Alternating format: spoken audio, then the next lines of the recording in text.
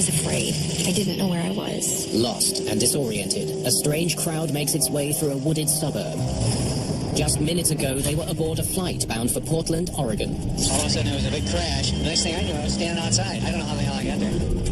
A man with a flashlight. Excuse me. Came down the aisle. I continued circling for about an hour. Was it a crew problem, or was it an aircraft problem? The voice recorder Let's go. could provide the answer. I'll reset that circuit breaker momentarily. I was very interested in how a highly experienced captain could fly around the side of the airport in good weather and not put this airplane on the ground safely. Okay, declare Mayday. Mayday.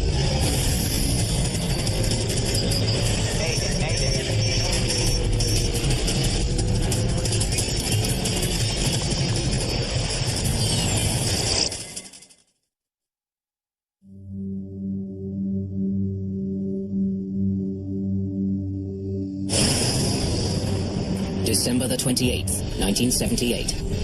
Moving an engine. United Airlines Flight 173 is less than 35 kilometers from Portland International Airport. Sling down. Why? You can fly a DC-8 or any transport airplane with one engine inoperative. John Cox is a commercial pilot and aviation expert. Requires a lot of airmanship.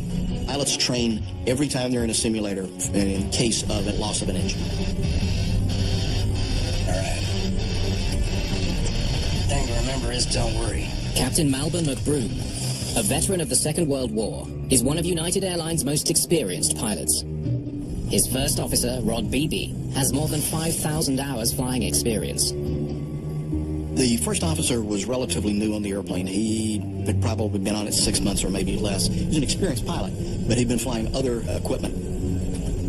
Flight engineer Forrest Mendenhall is the third member of the crew. Okay. It's his job to monitor the DC-8's 3 remaining engines. The flight began in New York City with a stopover in Denver. It's 3 days after Christmas. Many of the 189 people on board are returning from their holidays. 17-year-old Amy Connor is flying back to boarding school in Washington State. I picked up the flight in Denver, and everything seemed to go normally. I got to my seat. I was sitting in between two very nice people. In the cockpit, All right. the pilots are focused on getting their plane to the airport. United 173 with light clearance for approach and 28 left now. Air traffic controller Ed Kingray is on duty at Portland Tower. I was working radar that night down in the radar room, but as I recall, it wasn't all that busy at the time. United 173 Heavy. Okay, roll out heading 010 to runway 28 left. He clears Flight 173 to land on the airport's longest runway. He said, we'll be heading in for a landing now. In this case, he was coming from the east, so he lined him up for a straight in. You're gonna lose number 3 in a minute, too. The plane's engines are flaming out, one after another. I recall hearing the captain tell the tower, then losing engines. With 2 engines gone, the autopilot can no longer fly the plane. McBroom must get the crippled DC-8 to the airport himself.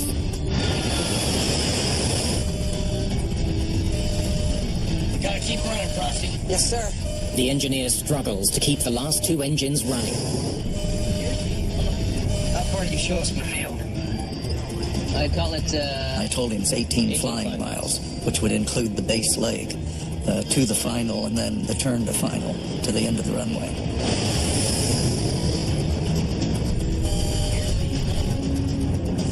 We just lost 1 and 2. Flight 173 has now lost all 4 engines. The cabin lights all went out. That we all assumed was an indicator that something was wrong.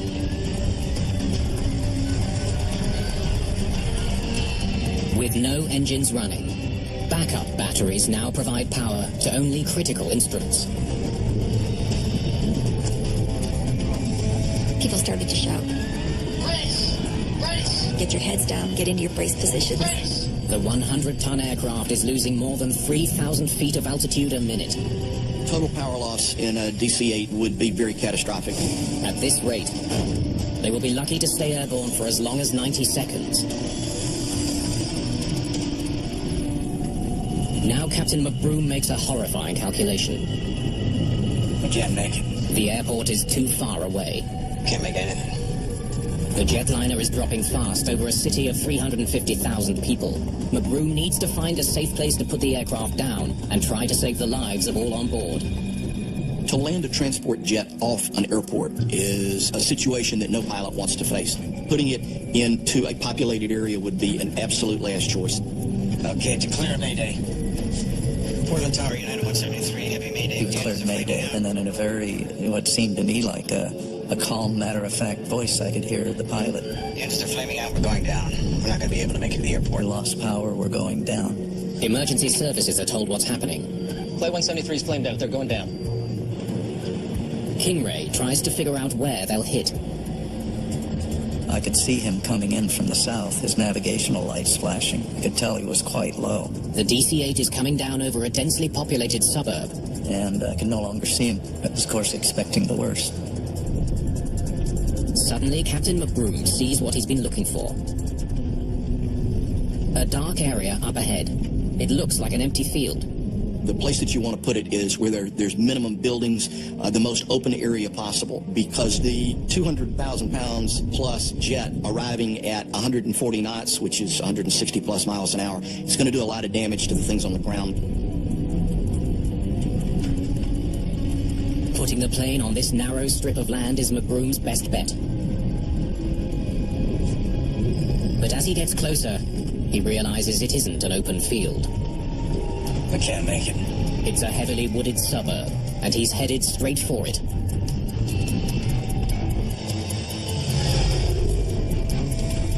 If they're woods and that's all you have, then you're going to have to deal with it. The tops of trees are pretty soft. As you settle into the trees, they get progressively less soft. They're going to do a lot of damage. McBroom doesn't give up. He actually tries to steer the plane between the trees. The passengers still assume they're about to touch down on a runway. We clipped the top of a few trees, and that felt like we were making the initial landing at the airport. So my first sense was, hooray, we're there. And then all hell broke loose. There was this enormous noise. I can't even begin to describe what kind of noise it is. It's physical. You can feel it in your bones.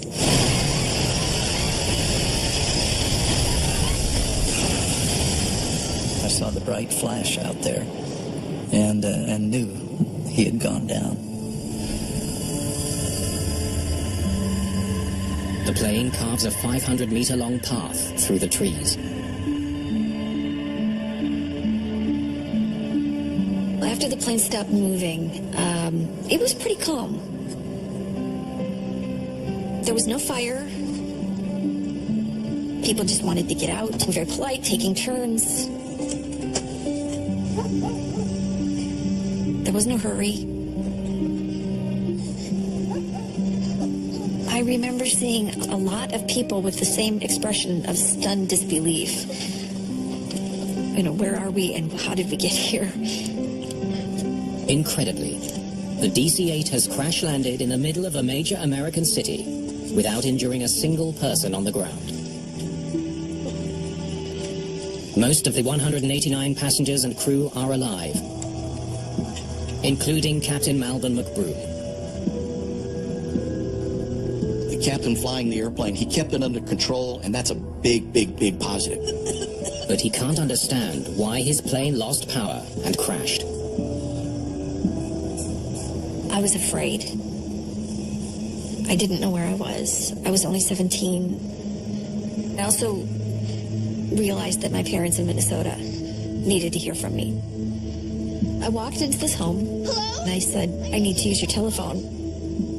My parents' initial reaction was to listen and kind of blow me off. I was a teenage drama queen, and 17-year-olds do tend to exaggerate. But a few minutes later, they got the news. They broke into their television program.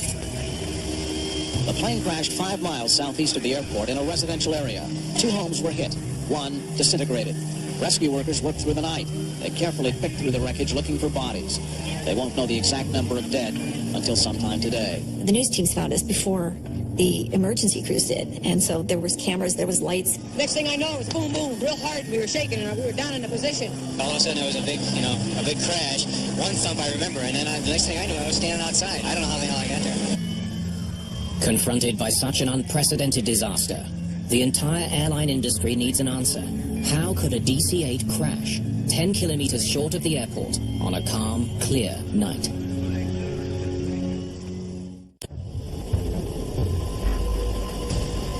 The morning after the crash of United Airlines Flight 173, NTSB investigators are on the scene. One of the members of the team is human factors specialist Alan Deal. We needed to get out and document the wreckage, take photographs, take measurements, and so on. Very critical that you do that. It's apparent to Deal that this disaster could have been much worse. How the hell did they miss those? Captain McBroom somehow managed to shoehorn the plane into a narrow strip of woods in the middle of Portland. When I saw how close he'd come to apartment complexes, I realized this could have been one of the worst accidents in history. The main cabin of Flight 173 has survived the crash largely intact. But the nose of the plane is completely destroyed. It looked to me like the front of the airplane almost opened up like a banana when it plowed through the woods. And couldn't believe that anybody had survived this. 8 passengers and 2 members of the crew are dead. The flight engineer had died in the crash, as had the lead flight attendant.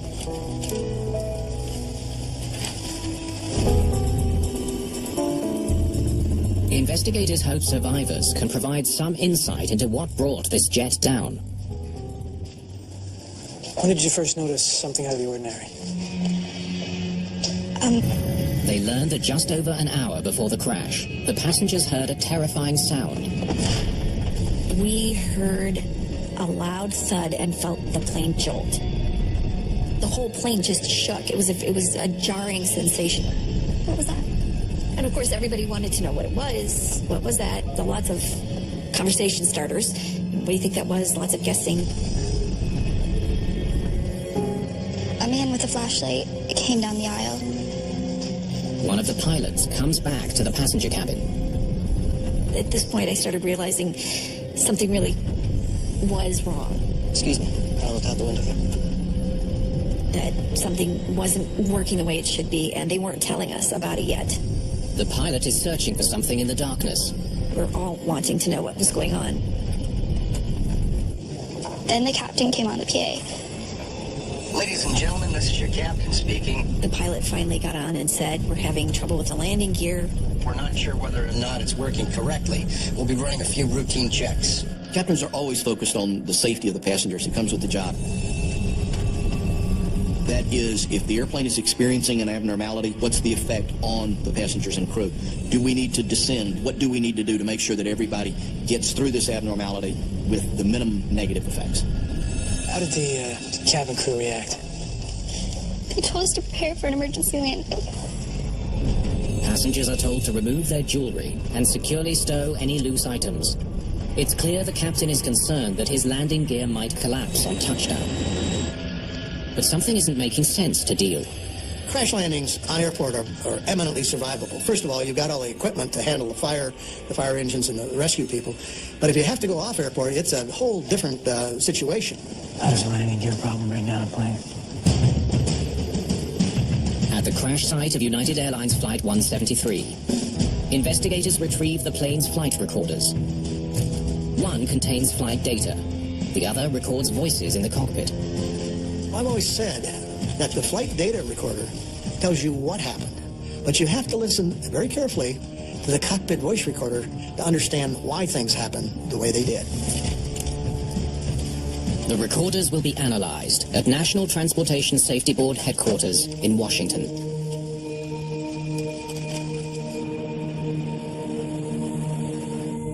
One of the most important witnesses is Ed Kingray, the controller who handled Flight 173's approach.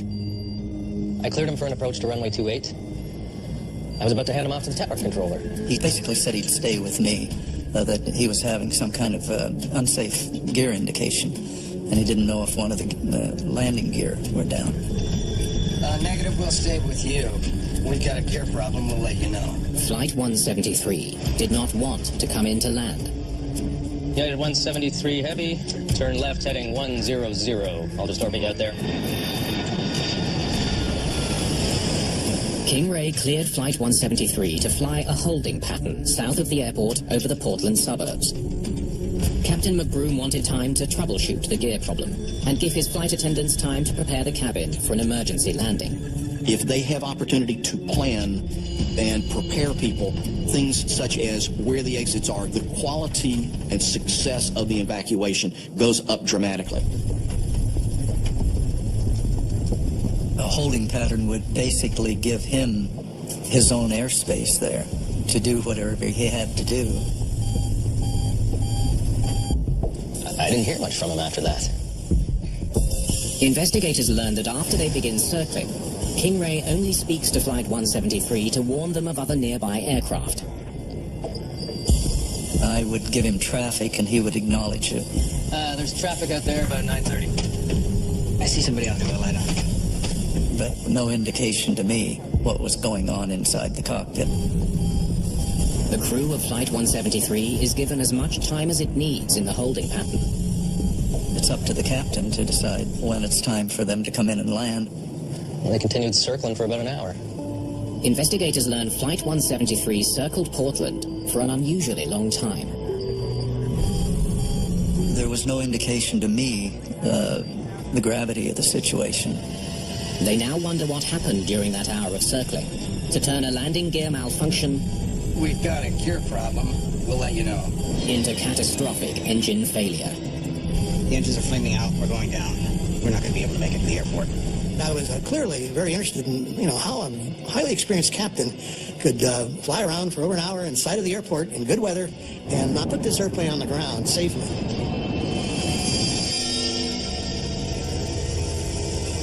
Investigators find the plane's right side landing gear.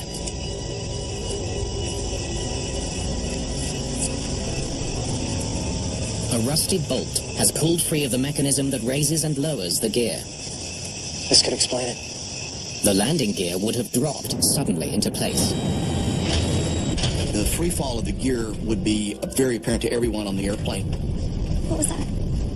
You would get a very large thump or clunking sound. You'd feel the gear slam up against the lock, and so you'd get this reverberation through the airplane.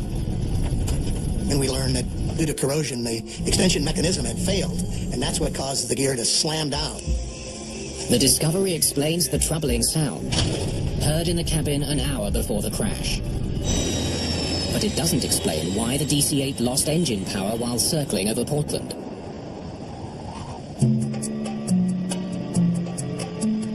Investigator Dennis Grossi joins the effort to find out. I was assigned to be the aircraft performance engineer for this accident. Basically, it's pulling together all the information that's available to determine the aircraft's performance. If there was a malfunction, Grossi hopes the cockpit voice recorder picked up the pilots discussing it. Let's go. The recording begins 30 minutes before the crash as the pilots circle over Portland. Ladies and gentlemen, this is your captain speaking.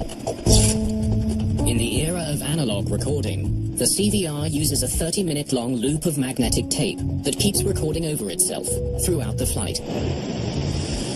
Most air disasters unfold in a matter of minutes, or even seconds. So having the last half hour of cockpit sounds and conversation should give investigators enough material to work with. There's 4 channels, 1 cockpit area microphone, and then a channel for each of 3 crew members. Because I only got this thing to shine down there. They hear the flight engineer leave the cockpit to troubleshoot the landing gear problem. In the early generation jets, it was very common to have mechanical indications that the landing gear was in fact down and locked. When the landing gear is lowered, a small rod pops up on the wing, providing visual confirmation that the gear is in place. The flight engineer would be asked by the captain to go back and check the mechanical indicators for the position of the landing gear. Walk down the aisle to about the center of the wing. Excuse me. Can I look out the window? And he could look over, and there are tabs that actually come up and go down. And he could see if the gear was extended and locked. It's exactly what Amy Connor described to investigators A man with a flashlight came through the aisle. in her post-crash interview. How's that main gear back there? Both appear to be down and locked. Despite his engineer's report, Captain McBroom is still concerned. If the gear is locked, none of the lights should be flashing. On the touchdown of that gear folds or something. Obviously, the lights were affected, the electronics that tell the crew members whether or not the gear is down and locked. Landing gear failure is rare in commercial aviation. When it does happen, statistics show that most passengers survive unscathed. In 2008, engine failure forced British Airways Flight 38 to make a crash landing. The impact ripped the Boeing 777's landing gear from the fuselage. The plane was a write-off, but no one was killed.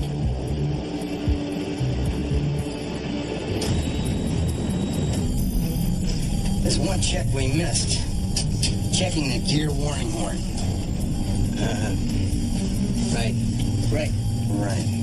Normally, when we see these problems of a gear light not coming on, it's a light bulb or some minor piece of circuitry. It appears that a minor electrical problem had become a major distraction for Captain McBroom. So how do we do that? That still doesn't explain why the plane lost power. But what investigators hear next could explain everything. Losing an engine. Let's find out. Why? Fuel. First Officer Beebe's answer is chilling. After nearly an hour in a holding pattern, Flight 173 is simply running out of gas. We're losing an engine. The voice recorder from Flight 173 has revealed a disturbing situation. Let's find out. Why? Less than 8 minutes before the DC-8 crashes into a Portland suburb, the captain is unaware that his plane has run low on fuel. He was asking what was causing that, and he got a very adamant answer saying fuel. Fuel. As if to say, we've been trying to tell you about this all along. Open those cross feeds here or something. There are crossfeed valves that are opened in a specific sequence to let one tank feed one or more engines. And it's the job of the flight engineer, in the case of a DC-8, to know exactly how to do that. Showing fuels.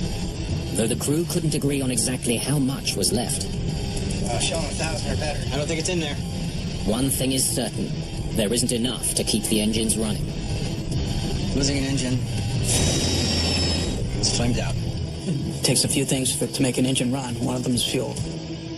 You got that cross feed open? Captain McBroom is desperate. He needs to get more fuel to the remaining engines. No, I haven't got it open. Which one? Open them both. Damn it, get some fuel in there. Each of the plane's 4 engines has its own fuel tank. Opening the crossfeeds should allow fuel to flow between the 4 main tanks. Number 2 is empty. But it's not working. You're gonna lose number 3 in a minute, too. One by one, fuel starvation shuts down all the engines, leaving the DC-8 without any power. Okay, declare Mayday. The engines didn't have any fuel. We knew that the aircraft ran out of fuel. So then became a question, why? Why would a modern transport aircraft like this run out of fuel? Investigators focus on 2 possibilities: mechanical failure or human error. Was it a crew problem or was it an aircraft problem? McBroom may be the only one who can give the answer. I wanted to be on final with as much fuel as I could have. You gotta keep running, Frosty. Recovering from his injuries in an Oregon hospital, he's now well enough to tell his side of the story. We finally sat down with Captain McBroom and asked the tough questions.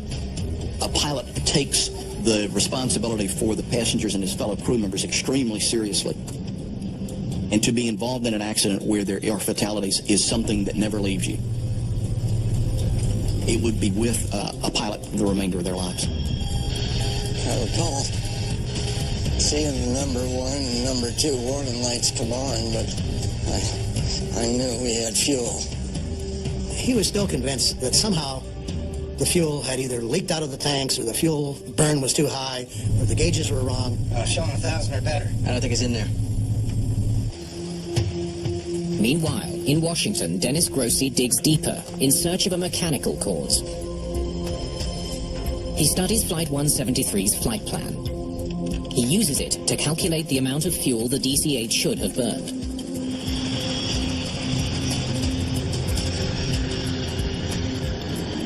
A DC-8 burns somewhere in the neighborhood of 13,000 pounds of fuel an hour.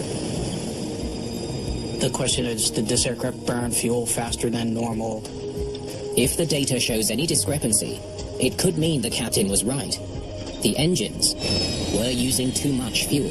There must have been a problem that the engines were burning a lot more fuel than normal, or there was some anomaly in the aircraft. His analysis finds no problem. Flight 173 took off with more than enough fuel to reach Portland and was consuming it at the standard rate. Fuel burn is completely normal. The conclusion was that the aircraft performance was normal, that there was no anomalies in the amount of fuel consumed. Showing fields. Investigators are left with a troubling question. How could an experienced crew lose track of how much fuel they had on board and, in fact, run out of fuel when they were in view of the airport? Grossi considers the possibility that the plane's fuel gauges malfunctioned. He studies the CVR transcript, focusing in on the crew's discussion of fuel levels. Fuel gauges are not known for being all that precise. That's why it was so important for the performance study to correlate the amount of fuel that was actually on the aircraft with what was actually being indicated to the crew. How much fuel we got, Frosty? If the gauges weren't working properly, 5,000. it could explain why the crew let the fuel levels fall so low. The crew discussed how much fuel do you have. We had 5,000 pounds. By matching the time on the transcript with the fuel burn chart, Grossi can determine if the gauges were working accurately. You take the data and apply the time factor to it, and you can figure out how much fuel they should have had remaining. He discovers the flight engineer 5,000. had the correct reading. 5,000. That's exactly right. There was nothing wrong with the gauges. He said that they saw 5,000 pounds. That was consistent with what the fuel burn study showed. Investigators are convinced that Flight 173's fuel system was working exactly as it should. Lights in the fuel pump. 35 minutes after the captain put his plane into a holding pattern, a warning light tells the flight engineer that fuel is dangerously low. That's about right. The feed pumps are starting to blink. Fuel pump lights come on. This means that they're literally sucking air. As the fuel sloshes around in the tanks, this plane should have been headed for the airport soon. But Captain McBroom still isn't ready to land. To be in an airplane with that little fuel, it's something that, as a pilot, I've never been in that position, and I would be extraordinarily uncomfortable. His reaction is puzzling. Figure about another 15 minutes. The flight engineer said, Captain, 15 minutes? That's going to run us kind of close on fuel out here. Not enough. 15 minutes is really going to run us low on fuel here. That was his one definitive statement to the captain that things were not right. The captain wants more time to prepare for the emergency landing. Call around. Give him our passenger count. Tell him to get after the fire department. Instead of heading straight for the runway, he turns the plane into one last circle over Portland. I kept thinking, why isn't this guy turning into the airport at this time? The plane has been in a holding pattern for more than 40 minutes. It will take at least 15 more to land. But the aircraft has only 14 minutes worth of fuel. A crash landing is now inevitable. The engines are flaming out. We're going down. We're not going to be able to make it to the airport. Investigators now know that Captain McBroom received clear warnings about low fuel levels. This didn't have to happen. What they don't understand is why he ignored them. This was not an act of God. This was not a massive mechanical failure. This was an airplane that was perfectly flyable, good night, within sight of the airport. This accident should never have happened. How much fuel you got now? The NTSB's Al Deal returns to the CVR, looking for anything that might shed some light on the captain's state of mind. When you listen to the tapes over and over again, you can detect things like voice inflections, subtle voice mannerisms that are trying to communicate to other members of the crew. Deal is struck by an unusual aspect of McBroom's behavior in the cockpit. Which fuel you got now? His crewmates tried more than once to alert him to the fuel situation. Which fuel we got now? 4. 1,000 in each pounds. Both the first officer and the second officer were acutely aware of the fuel status. But McBroom is focusing on the broken landing gear. There's one check we missed. Checking the gear warning horn. Right. So how do we do that? Flying with a very senior captain, it would be very difficult to challenge that captain in those days about something like fuel. The other crew members were trying to get this captain's attention, but he was apparently totally focused on the gear problem to the exclusion of all else. Even after the engines begin to flame out, McBroom is still trying to fix the malfunctioning landing gear. McBroom was not going to give up. He was going to find what we sometimes call the golden BB, the one thing that would answer the riddle as to why this light is not on, and of course that never happened. McBroom is determined to fix a mechanical problem that could threaten the plane's safety. On a touchdown if that gear folds or something. As a result, he misses a far bigger and deadlier threat. The gear problem is really a distraction for the crew. You had a small problem with a small potential consequence. Gear collapsing on landing. But the captain was so focused on that, he lost the big picture. Reset that circuit breaker momentarily. See if we get gear lights. They lost sight of the real emergency, which was the lack of fuel. Al Deal now understands how Captain McBroom's obsession with the malfunctioning landing gear led to disaster. After this accident, the National Transportation Safety Board said flight crew members need to be better trained to communicate when they have safety of flight issues. What happened aboard Flight 173 is, alarmingly, not an isolated case. Just a year earlier, another DC-8 crashed in almost identical circumstances. It was a United crew, same kind of aircraft, gear unsafe flight, entered a holding pattern at night, flew around, troubleshooting the gear problem. They flew into a mountain and killed everybody aboard. It was one of a string of deadly crashes during the 1970s involving a lack of communication. The list includes Eastern Airlines Flight 401, a Lockheed L-1011 bound for Miami. Here, too, they had a gear unsafe flight. They ended up descending into the Everglades, crashing, and killed over 100 people.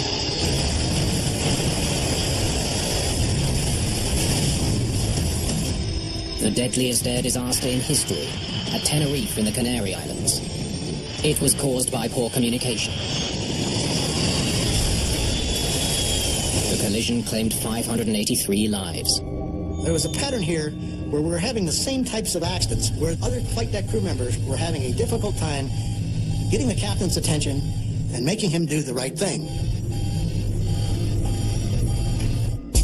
Al Deal is convinced that the way pilots communicate with each other is now a growing threat to commercial aviation.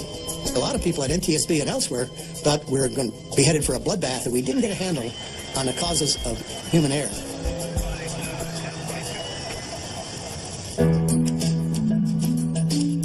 His hopes rest on an experimental pilot training program developed by NASA that could help solve the growing problem in the cockpit.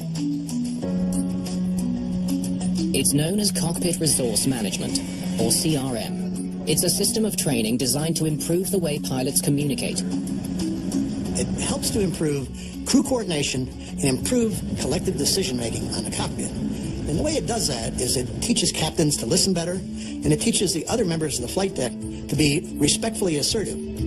In a move that will have a lasting impact on airline safety, the Federal Aviation Administration adopts Deal's CRM recommendation. From here on, the job of flying a commercial airliner will never be the same. United Airlines is one of the first to implement a CRM training program for its pilots. It's still in use today. United's Director of Flight Training Operations is Mark Champion.